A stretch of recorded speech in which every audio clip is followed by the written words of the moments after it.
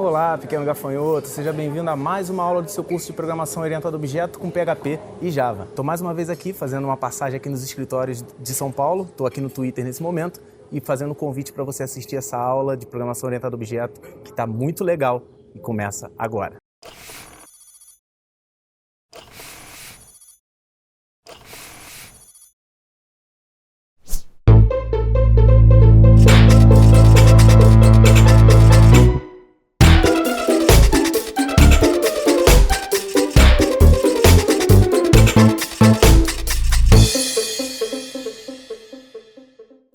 Olá, pequeno gafanhoto, seja bem-vindo a mais uma aula do seu curso de Programação Orientada a Objeto. O meu nome é Gustavo Guanabara, eu sou seu professor e agora nós chegamos a mais uma aula conceitual. E vamos dar prosseguimento àquilo que a gente já tinha visto anteriormente na aula 03, que era a parte de criação da estrutura de um objeto. E como eu prometi antes, agora eu vou falar sobre métodos especiais. São alguns métodos que você vai ter que aprender que toda a linguagem de programação orientada a objeto dá suporte. E eu quero deixar claro o seguinte, você é livre para criar um método com o nome que você quiser, do jeito que você quiser. Só que, na teoria de POO, existem alguns métodos com nomes específicos, com uma padronização que é considerada por todos os programadores. E como professor da sua parte conceitual, eu sou obrigado a falar sobre eles. E como tudo na programação orientada a objeto é fácil de se explicar, porque a programação orientada a objeto é natural, eu vou mostrar mais um exemplo prático aqui para você poder entender de maneira simples. Você está vendo esse comando que está aqui embaixo?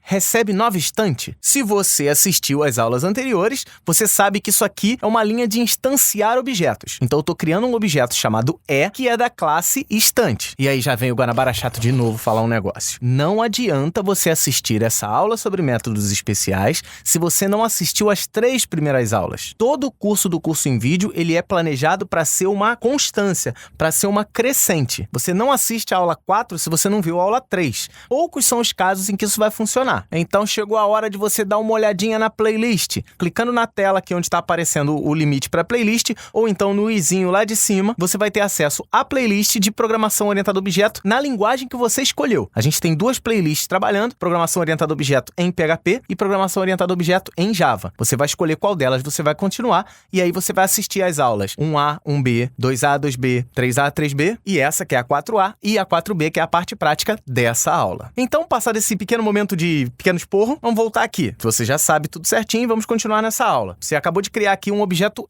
que é uma estante. Então, alguém criou uma classe chamada estante. E aí, vamos fazer um exercício básico aqui. Você, pequeno gafanhoto, o que você diria que seriam atributos e métodos de uma estante? Eu vou colocar aqui na minha cabeça. Por exemplo, o que uma estante tem de atributos? Ela tem um tamanho, ela tem a cor dela, ela tem a quantidade de prateleiras, ela tem a quantidade de gavetas, de portas, ela tem um determinado modelo, um determinado fabricante. E método. O que eu posso fazer com uma estante? O que uma estante pode fazer? Olha, eu posso colocar coisa nela, tirar coisa dela. Nunca se esqueça de que quando você está aprendendo programação orientada a objeto, esse exercício é imprescindível. Pega qualquer objeto ao seu redor, pega um objeto que esteja na sua mesa aí, na sua frente, que você está olhando e fala, quais são os atributos dele? Quais são os métodos dele? Qual é o estado atual dele? Isso vai te ajudar pra caramba na hora de você começar a definir suas classes na programação. Mas o fato é, essa linha que está aparecendo aqui do lado vai criar uma estante. Então vamos imaginar uma estante aqui que tem algumas coisas, né? Tem alguns documentos em cima dela, como você está vendo aqui na tela do lado. Aí vamos imaginar a seguinte situação. Chegou uma pessoa e essa pessoa quer saber quantos documentos dessa estante são dela. Então, por exemplo, esse cara aí que está aparecendo, ele quer saber quantos documentos meus tem naquela estante ali. Aquela estante pode ter documentos de várias pessoas. Agora vamos imaginar a seguinte situação. O cara vai lá, vai até a estante, olha e fala, tá, tem 5 documentos meus ali. Ele já sabe que tem 5. Então o que ele está fazendo aqui é consultando um atributo que eu chamei de TOTDOC. Isso é o total de documentos que ele tem. A gente sabe que isso é um atributo porque não tem parênteses do lado e ele começa com a primeira letra maiúscula, não é isso? Então o que está vermelhinho ali, TOTDOC, é um atributo que identifica quantos documentos uma determinada pessoa tem naquela estante. Sendo assim, esse cara está sabendo que ele tem 5 documentos para ele. Agora, imagina que chegue uma outra pessoa, uma menina ali, chegou de maneira similar, ela vai até a mesa, faz a consulta e descobre que ela tem 12 documentos. Até aí, sem problema nenhum. O grande problema que acontece é quando você começa a raciocinar. Peraí, e na vida real, você daria acesso a uma pessoa que pode ir até uma estante, mexer nessa estante, se nem tudo que tá lá é dela? Vou criar um exemplo prático aqui. Você chegou na boca do caixa de um banco e você quer depositar R$100 na sua conta. O que acontece? Você pega a nota de R$100, dá a volta no balcão, abre o caixa e coloca os seus R$100 lá dentro? Não, né? Isso porque fica muito perigoso você fazer esse tipo de coisa, porque as pessoas nem sempre podem ser honestas e colocar os R$100. Então você tem que criar um mecanismo de proteção, concorda? O que eu vou fazer aqui é exatamente isso. E isso tem um nome na programação orientada a objeto, e já está aparecendo aqui em cima. São os métodos acessores, que são métodos que dão acesso a uma determinada coisa. Tecnicamente, esses métodos acessores são mais conhecidos pelo seu nome em inglês, que são os métodos getters ou getters, como a gente pode falar por aqui. Um método getter é um método que você pega alguma coisa. Get é pegar, ou até mesmo acessar. Então, um método acessor ou um método getter é aquele que pega alguma informação. Levando o exemplo para aquele do banco, você quer saber quanto de dinheiro seu tem na sua conta corrente. Você vai ter que pesquisar o seu saldo. Então, seria, por exemplo, get saldo. Se você tem um atributo chamado saldo, o get saldo pega o saldo. Deu para entender? Então, um método acessor, você identifica logo de cara com as 3 primeiras letrinhas get. É claro que se você é um pouquinho mais experiente, você já sabe que os métodos acessores também podem utilizar o is de acordo com o tipo que ele retorna, se for lógico. Mas vamos passo a passo. Get, nesse momento, a gente vai identificar como um método, get alguma coisa. Por exemplo, eu quero saber o saldo da minha conta. Get saldo. Saldo sendo um atributo, get saldo é o método acessor dele. Nesse meu caso aqui, se eu tenho totdoc, get totdoc seria um método para pegar o total de documentos que uma determinada pessoa tem em uma estante. Ficou claro isso? Dessa maneira, o método getter é como se fosse a seguinte situação. Entre eles, você coloca uma mesa. Isso é, você vai proibir que ele tenha acesso diretamente ao atributo. Você vai dificultar o acesso direto. Você não vai deixar ele mexer diretamente na estante. E aí não adianta só botar uma mesa. Eu tenho que botar também uma pessoa que vai poder atender essas pessoas que estão chegando. Essa pessoa seria a pessoa que tem autorização para mexer na estante, assim como uma pessoa que tem uma autorização para mexer no caixa de um banco. Utilizando essa linha de raciocínio, agora qualquer pessoa que queira saber quantos documentos ela tem, por exemplo, o rapazinho ali do lado quer saber quantos documentos ele tem. Ele tem que perguntar para essa pessoa que tem autorização e solicitar a execução de um determinado método. Por exemplo, vou colocar a linha aqui do lado. Eu criei uma variável t, que é o total de documentos, recebe que é o nome do meu objeto, ponto get.doc. Percebe que tem um parênteses ali do lado do get.doc? Parênteses do lado identificam o quê? Isso aí, meu querido, método. Então eu estou chamando um método. Esse método .doc vai o quê? Ele vai até a estante, verifica que tem 5 documentos lá, e aí ele retorna a resposta para o cara que pediu, e aí sim, ele fica sabendo que tem 5. E geralmente, quando eu dou essa aula em sala de aula, o aluno pensa, tá, Guanabara, mas isso é muito mais complicado. Mas concorda comigo que é muito mais seguro? Você não dá acesso direto ao objeto. Mais pra frente, a gente vai ver que isso que eu tô fazendo, essa proteção toda que eu tô fazendo, tem um nome. Mas isso deixa pra próxima aula. O que eu quero que você entenda aqui é que existem formas de você dar acesso a um determinado atributo, sem, contudo, dar acesso direto a esse atributo. Isso garante uma segurança adicional e é muito bom na hora de programar orientado a objeto. E aí vem mais uma observação muito importante.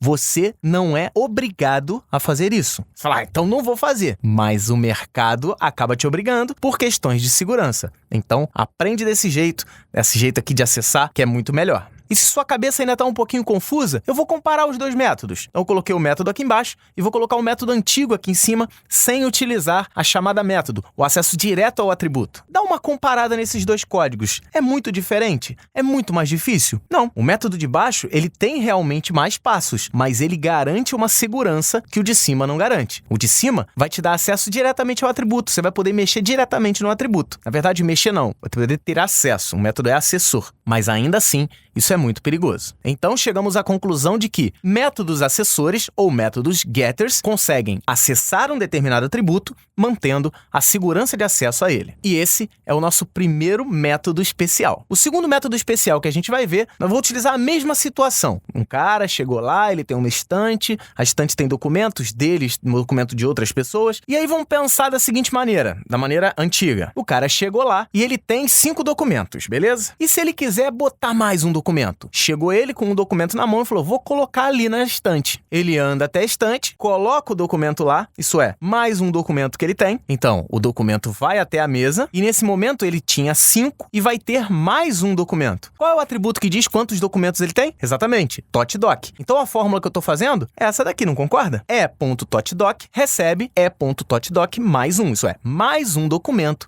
que o cara tem. Então, ali em cima da mesa que eu tinha 5, agora eu vou ter o quê? 6 documentos, mais um. É isso, 6 documentos. E aí você pode estar pensando, tá, mas é assim que funciona. Não é bem assim. Porque agora imagina que chegue outra pessoa e queira também botar um documento. Você garante a segurança nesse método aqui? Você garante pelo menos organização nesse método aqui? Você percebe que se cada pessoa que chegar lá botar um documento no lugar que ela achar melhor vai ficar bagunçado? Então, apresento aos senhores mais um método especial, que são os métodos modificadores. Algumas bibliografias até têm um outro nome que eu acho até mais engraçado, que são métodos mutantes. Mas eu prefiro trabalhar com métodos modificadores. E como eu disse anteriormente, existe o termo em inglês que ele é mais conhecido, que são os métodos setters ou setters. E de maneira similar ao que eu utilizava nos métodos getters, os setters modificam coisas que estão dentro do objeto, garantindo também uma total segurança do atributo. Eu não vou deixar as pessoas mexerem diretamente no atributo. Usando esse exemplo que eu estou fazendo aqui do lado, eu não vou deixar as pessoas irem até a estante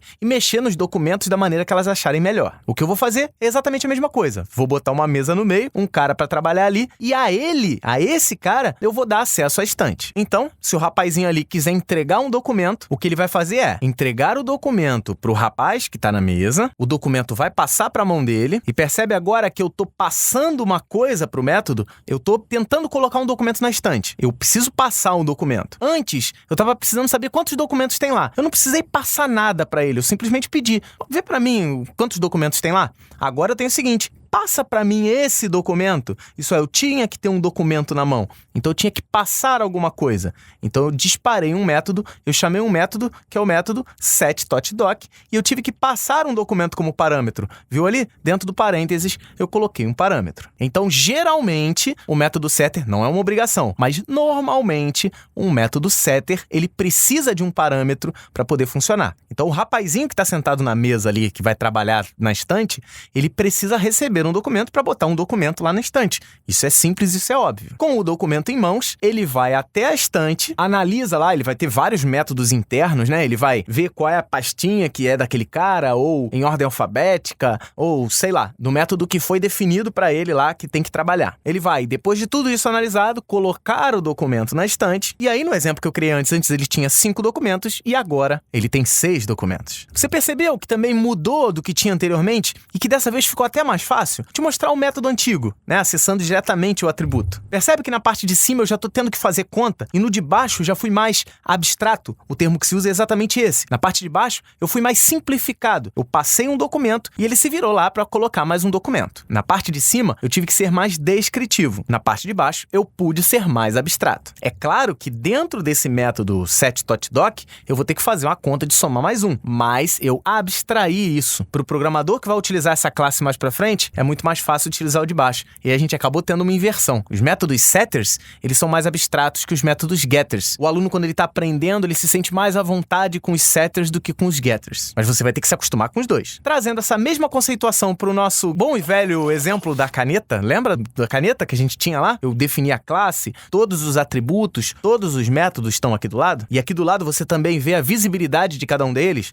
Público, protegido, privado, tudo isso também se aplica aos getters e setters. Então, olhando aqui do lado, quantos atributos eu tenho? Eu tenho 5, né? Eu tenho modelo, cor, ponta, carga e tampada. Tecnicamente, uma das coisas que eu tenho que ter logo que eu crio os atributos são os getters e os setters de cada um desses atributos. Então, eu teria get modelo, set modelo, get cor, set cor, get ponta, set ponta, get carga, set carga, get tampada, set tampada. Ficou claro? Vou exemplificar de maneira mais simples. Vamos dar uma simplificada aqui. Vou tirar alguns atributos, vou considerar só 2. Eu tenho modelo, que é público, e eu tenho ponta, que é privado. Beleza? Só olhar aqui no documento. Se eu tenho 2 atributos, eu tenho 4 métodos. Todos eles, presta atenção aqui do lado, todos eles são públicos. E os setters, nesse meu caso, precisam receber parâmetros. Analisa aqui do lado, ó. O get modelo não tem parâmetro, o set modelo tem que receber um modelo. O get ponta não tem parâmetro, o set ponta tem que receber um parâmetro P, que é a ponta. Como é que isso se traduz na programação orientada a objeto? Vamos lá para o nosso código. Vamos montar o código da nossa classe. Então, eu vou definir lá a classe. Claro, você vai definir todos os atributos, todos os métodos e não esquece aquilo que você fez na aula passada. Eu só estou te mostrando aqui um pedaço. Então, vamos declarar os dois atributos, modelo e ponta. Declarei o modelo e ponta aqui do lado. Também tem que colocar a visibilidade. Do lado do modelo tem um maisinho, do lado da ponta tem um menuzinho. Então, vamos colocar lá público para modelo e privado para ponta. Vamos começar pelo modelo. Vamos definir o getter e o setter dele. Então, eu coloco as linhas de declaração, tanto o getModelo, que acabou de ser criado, e o setModelo, que eu estou colocando aqui embaixo. O setModelo, ele recebe um parâmetro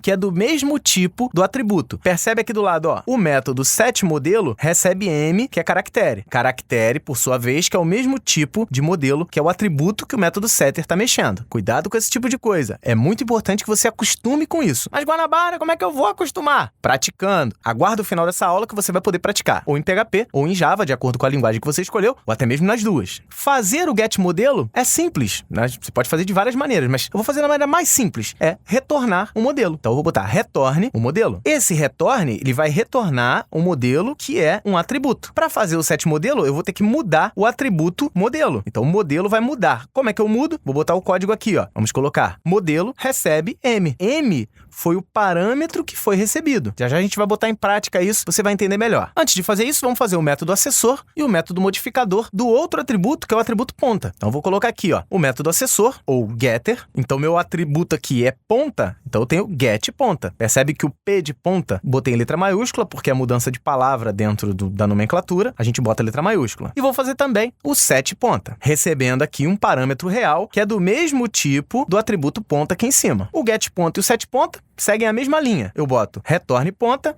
e ponta recebe P. E chegamos aí ao código definitivo desse trecho da classe que a gente criou. E nesse código que eu coloquei aqui do lado, agora a gente vai começar a interagir. O código que está em cima na sua tela nesse exato momento é aquele código da classe. Então, até o momento, não existe nenhum objeto da classe caneta. Vamos começar criando uma caneta, C1 igual a nova caneta. Agora nós temos um objeto de caneta, que é o C1. Agora vamos colocar um modelo nessa caneta. Eu quero que o modelo dessa caneta seja Bic Cristal. Em vez de eu mexer diretamente no atributo, o que se você olhar lá em cima, eu poderia mexer porque ele é público, eu não vou mexer pelo atributo direto. Eu vou mexer diretamente pelo método setter, o setModelo. Olha lá, ó, o que eu fiz. O setModelo recebe um parâmetro. Vou analisar aqui, vou analisar com o laser. Se você analisar, ó, essa classe, esse é o código da classe, e aqui embaixo eu tenho o código do objeto. Então, C1 é um objeto de caneta. O que eu vou fazer aqui é fazer com que C1, que é essa caneta que eu acabei de criar, seja do modelo Bic Cristal. Então, eu passei uma string, eu passei uma cadeia de caracteres para o setModelo, e aí, ó, cadê o setModelo? Tá aqui, ó. O setModelo recebe uma cadeia de caracteres. Essa cadeia eu chamei de M. Então, Bic Cristal vai ser o valor de M nesse caso. O que ele vai fazer? Modelo recebe M. M era o quê? Bic Cristal. Então, modelo recebe Bic Cristal. Ficou claro? Eu agora consegui modificar o atributo modelo sem deixar que o programador, nessa parte aqui de baixo, mexesse diretamente no atributo. Ele vai ter acesso ao atributo modelo utilizando o setModelo, que é o método que eu estou trabalhando aqui. Ficou claro dessa vez? Seguindo aqui, eu vou colocar mais uma linha. Coloquei a linha setPonta05. O que eu estou fazendo aqui, ó? Mais uma vez, C1 é meu objeto, setPonta é um método, porque eu sei que tem parênteses depois. 0.5 é um valor que eu estou passando como parâmetro para setPonta. Vamos dar uma olhada no código do setPonta. SetPonta recebe P, que é um valor real. Que valor real é esse? 0.5. Então, ponta recebe o valor de P. Como a gente viu anteriormente, P é 0.5. Então, ponta recebe 0.5. E a partir de agora, o valor de ponta é 0.5. Com essas duas linhas, o que eu fiz? Eu mudei o modelo para Bic Cristal e eu mudei a ponta para 0.5, utilizando métodos modificadores. Então, essas duas chamadas que estão aqui embaixo são as chamadas para os dois setters. E como é que eu faço chamada para os getters? Simples. Vamos fazer aqui, ó, mais um comando. Botei escreva c1.getModelo. C1.getModelo, como eu falei, ó, getter, eu não passo parâmetro. Normalmente eu não passo parâmetro. E eu vou escrever o resultado disso daqui. C1.getModelo é o resultado. Que resultado vai ser o resultado da chamada desse método? E se você assistiu o curso de algoritmo, você deve estar achando, tá, mas método é a mesma coisa que procedimento e função? Exatamente, pequeno gafanhoto. A evolução de procedimentos e funções agora a gente chama de método. E se você você tiver com alguma dúvida em relação a procedimento e função, aqui em cima também tem um link para o curso de algoritmos. Procura as últimas aulas, que são as aulas de procedimento de função, e com certeza você vai tirar todas as suas dúvidas. Então vamos ver quanto que vai ser o retorno disso daqui. GetModelo. Então eu chamei esse método aqui de cima, ó. O GetModelo vai me retornar o valor de modelo. Qual era o valor de modelo? BigCrystal, que foi o que eu fiz aqui na chamada de setModelo. Então, o atributo modelo, ele está valendo BigCrystal. Retorne modelo, então ele vai retornar BigCrystal. Escreva c1.getModelo. Qual foi o valor de retorno aqui? Foi BigCrystal, então ele vai escrever BigCrystal na tela. Não entendeu direito? Calma, pequeno gafanhoto. Já já você está na aula prática ou de PHP ou de Java e você vai colocar isso para funcionar. Eu também posso fazer a chamada da ponta da mesma maneira que eu fiz anteriormente. Coloquei lá, escreva c1.getPonta. Ele vai da mesma maneira, ó. Esse aqui vai ser o resultado do getPonta. O getPonta retorna o valor de ponta, que antigamente era, a gente fez anteriormente, 0.5. Então ele vai escrever na tela 0.5. E antes de passar para a parte prática, eu tenho que te mostrar um terceiro e último tipo de método especial, que é o método construtor, ou o método construct, ou construct. Vamos usar como exemplo a nossa caneta, que a gente ainda já está usando, já está no embalo da caneta. Vamos começar aqui na caneta. Vamos imaginar que toda vez que eu crio uma caneta nova, acabei de criar uma caneta nova, está aqui do lado ela está tampada? Não. Mas quando você comprar na loja, ela vem tampada. E se eu quiser que toda caneta que seja criada, ela comece assim, tampada? Eu quero executar uma tarefa sem que o usuário precise fazer uma chamada. Isso é, eu quero botar um documento, eu preciso entregar o documento. Eu quero modificar a ponta da caneta, eu tenho que chamar esse método, né, que é o método de modificação. E se eu quiser fazer alguma coisa automaticamente, sem a interferência de ninguém? Aí eu preciso do método construtor. Criar um método construtor é extremamente simples. Dá uma olhada aí do lado. Eu vou colocar o código da classe, o código básico. Imagina que esse código está cheio, está todo lotado lá com todos os códigos que você já criou. Claro que eu não vou mostrar isso aqui, porque primeiro, eu tenho um pedacinho da tela para mostrar isso e depois você ia ficar confuso demais. Mas imagina que essa classe está cheia. Dentro, eu vou criar um método chamado método construtor. Cada linguagem usa suas próprias regras para criar um método construtor. Eu vou chamar de método construtor, beleza? Algoritmo, uma coisa mais simples. Sempre que eu instanciar um objeto, quando eu botar lá C1 recebe nova caneta, ele vai executar tudo que está aqui dentro. Então, o comando que eu vou colocar aqui é tampar. Isso vai acontecer o seguinte: quando eu executar um instanciamento de um objeto, isso é, quando a instância for criada, quando eu criar um objeto baseado numa classe, quando eu usar, sei lá, C1 recebe nova caneta, ele vai executar esse comando que está aí dentro, tampar, automaticamente. Eu posso fazer qualquer coisa, eu não preciso só chamar um método. Eu posso, por exemplo, dizer que a cor dela é azul. Isso é, toda caneta que for criada, ela é por padrão azul. Ah, mas se ela for vermelha, dá para mudar depois. Mas na hora em que eu crio um objeto, a caneta é azul automaticamente. Posso fazer isso sem problema algum. Dessa maneira, como eu disse, assim que eu colocar esse comando que eu vou colocar aqui embaixo, viu ali? C1 recebe nova caneta. Assim que eu colocar esse comando, eu vou criar uma caneta azul, como está aparecendo aí, e ela vai estar tampada. Isso porque o método construtor me indicou isso. E um método construtor pode ser ainda mais avançado. Ele pode receber parâmetros. Dá uma olhada no que eu vou colocar aqui, ó. Vou criar um método construtor com 3 parâmetros. Então eu fiz aqui, ó. Vamos para o laser. Eu fiz um método construtor com 3 parâmetros, M, C e P, que vai ser modelo, cor e ponta. Modelo e cor caractere, ponta real. E aí dentro do método eu posso colocar comandos. Por exemplo, o comando setModelo, o setCor, o setPonta, né? Eu fiz a chamada de 3 métodos modificadores, de 3 setters, e ainda posso chamar, por exemplo, tampar. Esse seria o código do meu método construtor. Só que percebe o seguinte, agora o meu construtor vai receber 3 parâmetros. Como é que eu faço o instanciamento agora? Porque só C1 recebe nova caneta não vai funcionar, porque eu tenho que passar 3 parâmetros. É simples. Dá uma olhadinha aqui, ó. Eu posso fazer isso daqui, ó. C1 recebe nova caneta e eu passo 3 parâmetros. Bic, azul, 0.5. O que seriam isso, esses 3 parâmetros? Os 3 parâmetros que eu estou recebendo aqui em cima. 2 parâmetros caracteres e R$1. 2 parâmetros caracteres e R$1. Então, o que ele vai fazer? Bic vai ser jogado dentro de M, azul vai ser jogado dentro de C e 0.5 vai ser jogado dentro de P. Então eu ficaria aqui, ó, M, bic, C, azul, P, 0.5. Olha atentamente, vê se não está funcionando dessa maneira. Dessa maneira eu tenho setModelo M, setModelo bic, setCor C, setCor azul, setPonta P, setPonta 0.5 e tampar. A partir desse momento,